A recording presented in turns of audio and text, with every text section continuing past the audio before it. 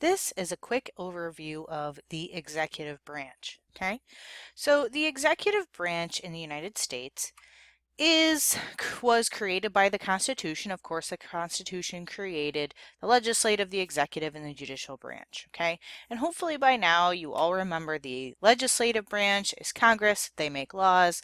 The judicial branch is the federal court system and the Supreme Court, and their job is to interpret the laws that are passed by Congress. And then we have the executive branch. Okay, so the executive branch, of course, their job is to enforce the laws that are passed by Congress. Okay.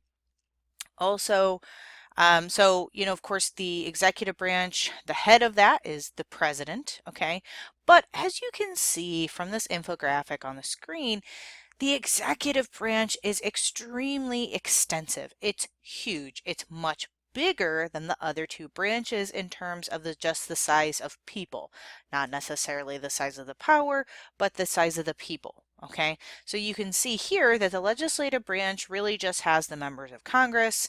They have something called the GAO and the GPO. Those are different staffing agencies that help them to do all of the research that they need to write all of the laws.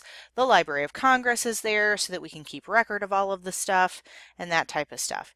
In the judicial branch, you can see they have the listing of all the different courts that we have. We have tax court, international court, court of appeals, just our lower federal circuit courts. We have a sentencing commission. So we have a few different parts of that branch. But in the executive branch in the middle, you can see just at the top, we have the Executive Office of the President. The OMB is the Office of Management and Budget. They're the ones who always put out all of these reports for everybody to read, and it talks about how the budget will work practically. Okay, this is a nonpartisan office, so their reports are typically very good. So when the president says, I want to do this, this, and this with the budget, then the OMB will say, okay, this is what this will look like in practice. Okay. There are, then we just have the White House because, of course, we need a staff in the White House to help the president run the day-to-day functions of the country and just the office. Then below that, you can see all these different departments, all these different cabinets, as we call them, okay? So we have the Department of Agriculture, Commerce, Defense, Education, Energy, Health and Human Services, Housing and Urban Development, Department of Interior, Justice, Labor, State, Transportation, Treasury, Veterans Affairs. And then below and underneath all of those different departments, we have independent establishments and government corporations. So if you remember, we talked about like Amtrak and the post office.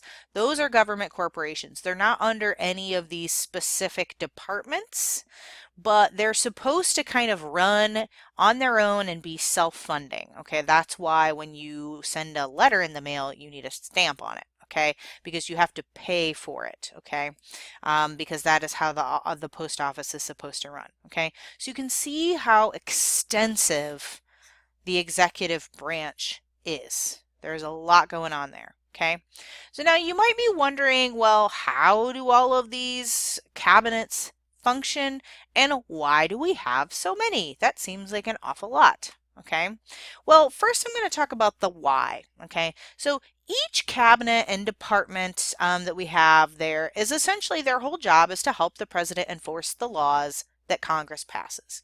Because remember at the beginning we said that that is essentially the whole job of the executive branch is to enforce the laws that Congress passes. Okay.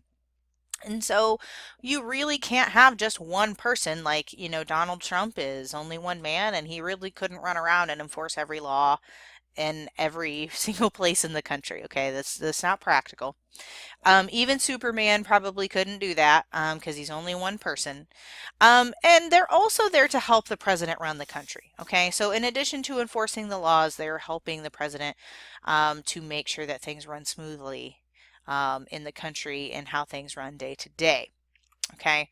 They also, these departments can actually create regulations themselves. Okay.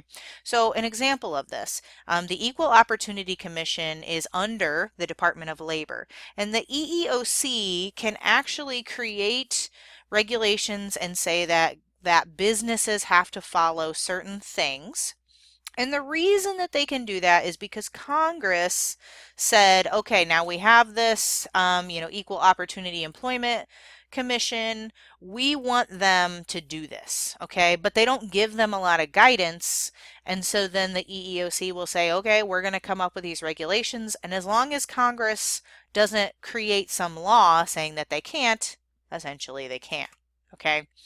But they really only have the powers given to them by Congress, okay? Because remember, if Congress ever did feel like the EEOC, for example, was doing things that they did not like, or say they were doing things that were unconstitutional, or just Congress wanted them to stop that, they could pass a law telling them what they can and cannot do, okay? But very often by saying nothing about it, Congress is letting them kind of run their own devices and be at the leisure of how the president wants laws enforced at the time. Okay. Now each department, each executive department or cabinet, whichever one you want to call it, has a secretary at the top. Okay, so there are 13 of them. There actually originally were only 3 departments: the Department of Treasury, the Department of War, the Department of Defense, and the Secretary of State, or the State Department, I should say. So we originally just had those 3, and then eventually we added other ones because we realized that we needed other branches and other ways to enforce all of these laws. I actually looked this up before I started making this video, and I cannot find a number of how many laws there are on the books right now. From everything I can tell, it's basically impossible to put a number on it because a lot of the laws that Congress passes are like updates or repeals or additions to them. And so essentially there are just thousands and thousands, possibly millions of federal laws on the books. Okay. And that's one of the reasons why we have so many departments, because the president needs help enforcing all of those things. Okay. Also, there's no way that the president could just know all those laws because, that's a lot. So each department has a secretary at the top. They're always called a secretary unless it's the Department of Justice. In that case, they're called the Attorney General. Okay. With the exception of the Attorney General, it's always the Secretary of something. So the Secretary of Defense, the Secretary of State, the Secretary of Commerce, the Secretary of Housing and Urban and Development, and etc. Okay. And then every secretary has assistant secretaries. Okay, so there's an undersecretary of state. There is an undersecretary of defense. Okay, and they're the people who help the Secretary of State run the entire State Department. Okay, and then each department has subunits, and then often those subunits have staff agencies and line agencies. Okay, so remember I talked about the Equal Opportunity Employment Commission. That is one of the staff agencies under the Department of Labor. Okay, so each cabinet, if we look back here, you can see all these different branches. Then if we were to zoom in on, say, the Department of Energy, you'd see a bunch of branches underneath that, just very similar in this manner here. Okay.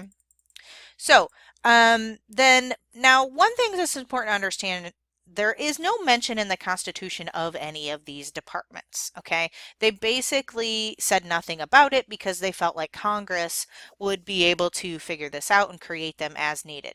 So most of these departments are created by the president, but the president often creates these cabinets because Congress passes laws, and the president's like, I need a way to enforce the law that Congress passes, so I need to create this agency in which to enforce the thing.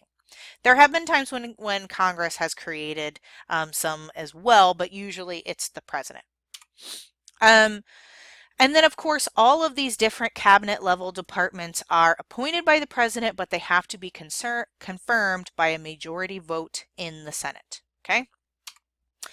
Now you may be asking yourself, well, gosh, this is a lot of stuff. How does all of that work? It seems super complicated. Well, we have something called bureaucracy, okay? And we use bureaucracy to run all of these agencies for three reasons. One, um, they give us a nice hierarchy. Okay, so we have a hierarchical authority. And this hierarchical authority is important because then you always know who your boss is. So you need to know, who to go to when you have an issue. Okay, or is like, say, just a regular citizen, you would know whose boss to go to if you were unhappy with someone below them. Okay. It's very clear. It works out very well because you always know who to report to, and essentially very often whose fault something is. Then we have job specialization. So this is important because when you have this many people in an agency, everybody needs to know exactly what their duties and responsibilities are. Okay, so you need to know, well, I'm in charge of payroll and he's in charge of human resources and she's in charge of filling, this one specific paperwork every day. Okay. That's very important, because otherwise things don't get done if you don't know exactly what your job is. And then lastly, we have this set of formalized rules, which is important because these rules make it so everybody knows what to do. Okay. Um, it's very hard someday when you get a job if nobody really gives you any rules and then they're just like, okay, go do this thing, and you got to try and figure it out for yourself. That can be very frustrating. Okay, so this federal bureaucratic system is how we run all of these agencies. um, and of course, if you ever have any questions about any of this, please reach out to your government teacher.